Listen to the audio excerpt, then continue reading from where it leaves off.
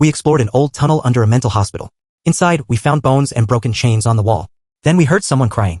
There was no one there, but the crying got louder until we ran. It started as a dare. There were 4 of us, me, Jamie, Marcos, and Tiff. We'd grown up near the old St. Elora Psychiatric Hospital, the one they shut down in the late 80s after some scandal no one really talked about. The building's still there. Half the windows are broken, the rest boarded up. But the real stories weren't about the hospital itself, they were about what was under it. The tunnels? Everyone heard rumors. Patients were moved underground when they were violent. Nurses went missing. People said there were locked rooms with no lights and the ones who were sent down there weren't expected to come back up. We thought it was just one of those small-town myths. Then Marco said he found a map. Not online. Not in a book. A physical, folded-up blueprint he claimed he got from his uncle who used to work maintenance before it shut down. None of us believed him, so he pulled it out one night at Jamie's place. Old paper, faded lines, handwritten notes. But one thing was clear. A narrow corridor beneath the east wing labeled Service Tunnel B2. So we went. It was a Sunday. Cold, quiet, early evening. We hopped the back fence, slipped through a side entrance where the metal door had been peeled back, and walked into pure darkness. The upper floors smelled like dust and rust. Nothing supernatural, just decay. We found the elevator shaft that lined up with the blueprint. The elevator was long gone, just an empty chute, but the stairwell beside it had a hatch at the bottom that looked exactly like what the map showed. We cracked it open. The air hit us immediately, different than the hospital above. It smelled like wet concrete and something else. Something metallic. Not blood, not sewage, just old. Like time had been trapped down there. We climbed down. The tunnel wasn't wide, just enough for one person at a time. It curved slightly with old yellow lights wired into the ceiling. None of them worked. We had our flashlights. They were fine. At first.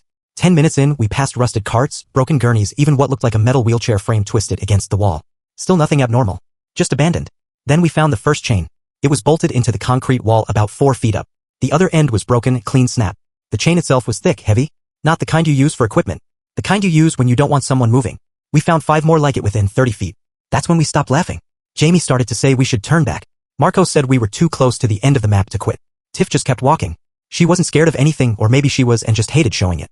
Then we saw the bones. They weren't buried. They weren't hidden. They were just there, scattered along the ground like someone had dropped a bag and walked away. Not a full body. Just pieces. Long bones. Ribs. Finger joints. We all froze. That's when we heard it. Crying. Faint. Echoed. Female. Coming from farther down the tunnel. No one spoke. We just looked at each other. I thought it was Tiff messing with us, she was good at that. But her face didn't move. The crying kept going. Soft, low, slow breaths between sobs. Then a whisper. We couldn't make out the words. But they were definitely there. We took 2 more steps forward. Then every flashlight flickered. Not off. Just dim. Like something sucked the battery down for a second and let go. Tiff tapped hers. Nothing changed. Then the crying got louder. Not closer. Just louder. Like the walls themselves were carrying the sound straight into us. We turned to leave. But the hatch we came through? It wasn't there anymore. We turned around and the hatch wasn't there. We were sure we hadn't gone that far. Maybe 50 yards at most. But now behind us the tunnel kept going. No door. No rusted ladder. Just more concrete and old wire running across the ceiling like veins. Jamie started panicking. Full-blown anxiety mode, his voice jumped an octave and he kept checking his phone even though we'd lost signal the second we entered. Tiff told him to breathe, but even her voice cracked. Marcos thought we got turned around. He swore the tunnel had curved slightly. Said maybe we misjudged the entrance and passed it. That made sense, kind of. But then the crying started again. Only this time it was behind us. Not faint. Not far. Close. Jamie spun around, flashlight shaking in his hand, and said, "Who's there?" His voice echoed like the tunnel was wider than it looked. There was no response. Just another long, slow sob. We moved. Quickly. Not running, but fast enough to make our footsteps louder than we wanted. The air was heavier now, like it was getting thicker. Every breath felt shallow. And the walls started sweating. Not water. Just dampness. Like the tunnel itself was breathing through its pores. After maybe a minute, Marcos found a metal door. No label, no window. Just a square rusted handle that looked like it hadn't been touched in decades. He grabbed it and pulled. It didn't budge. I helped. Still locked. But we all heard it. Movement. On the other side. Something shifted. Like dragging. Something alive. Then it stopped. We backed off the door and kept moving. Every flashlight dimmed again. Tiff's went completely black. She smacked it, shook it, nothing. Marcos gave her his, so now we had 3 lights and 4 people. Which meant someone was always in the dark. That's when Jamie's light caught something on the wall. Scratches. Dozens of them. Some deep, some shallow. All clustered in one spot about 3 feet off the floor. Like someone had clawed at the concrete for hours. Right beside it, a message. I heard it too. Carved with something sharp. The writing was messy, rushed, like someone had done it with broken fingernails. Jamie said we needed to turn back and retrace everything. But then the crying came back. Except now, it wasn't just crying. There was a voice. Whispering again. But it was inside the tunnel with us. Not bouncing off the walls. Not distant. Just there. Please stay. I've never felt fear like that. It wasn't jump scare fear. It was cold, layered, like something old had just woken up and noticed us. Like we'd opened a door that was supposed to stay shut forever. Then the light behind us flickered again. For 1 second. Just one flash. And we all saw her. At the far end of the tunnel. Standing perfectly still. In a white hospital gown. Hair matted. Head tilted. But the worst part? She wasn't facing us. She was facing the wall. Like she'd been there the whole time. Then she turned. Slow. Just her head. No feet movement. Just the neck. And smiled.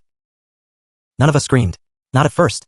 We just stood there, frozen, flashlights pointed down the tunnel where she was still smiling at us. She hadn't moved. But it felt like she didn't need to. Just looking at her made your stomach turn. Her gown was stained. Her feet were bare. And her eyes weren't angry or sad. They were empty. Like she wasn't even seeing us, just registering us as next. Then she took one step forward. That's when we ran. No talking. No planning. We just ran. Flashlights bouncing, tunnel shaking with every step. We passed the scratched wall again. The broken chains. The bones. I didn't even look. I just counted steps and tried not to think. The crying started again, louder now. Except it wasn't behind us anymore. It was everywhere. In the ceiling. In the walls. It was like the tunnel was amplifying her.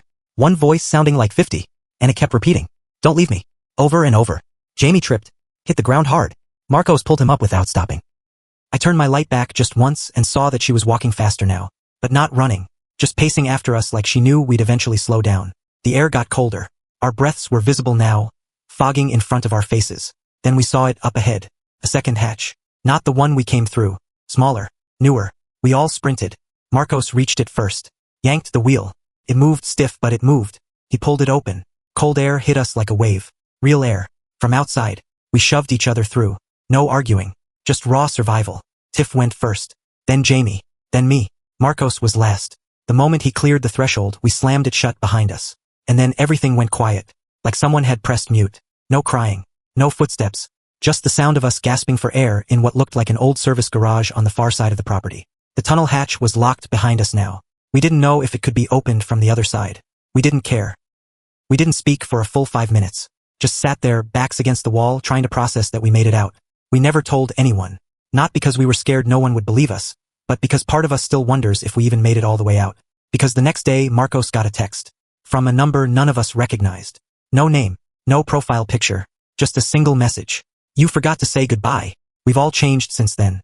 We don't talk about it anymore. We avoid the East Wing. None of us walk past that hospital even during the day. It's like we left something behind and it's still watching. Sometimes I hear crying at night. It sounds distant, like it's coming from underground. But when I check, there's never anyone there. And it always starts at the same time, 3:12 a.m.